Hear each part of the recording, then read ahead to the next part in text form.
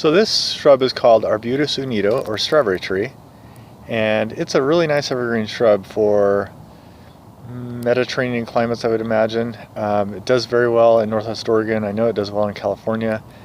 Likes moist soil, good drainage, and I'll show a couple other shots of it.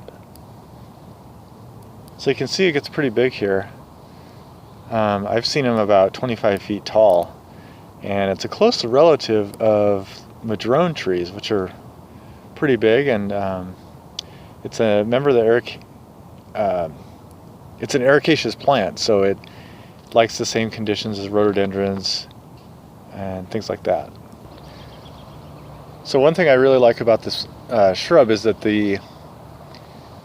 as it ages, it tends to open up and the trunk and branches become more visible, and it's real contorted and interesting. The bark eventually gets real reddish colored and flaky, as you can see here.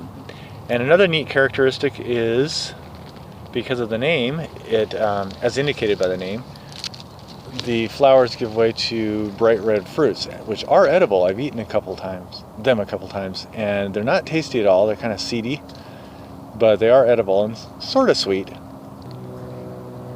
So if you're looking for a nice large shrub that can be kept in bounds with pruning, consider a strawberry tree. They're really beautiful. You can also train them as a small tree, which I really like that form too, by limbing them up and just letting the top branches grow. And if you thin out all the brushy stuff, you can expose the trunk and the branches, which is a really interesting feature for your yard.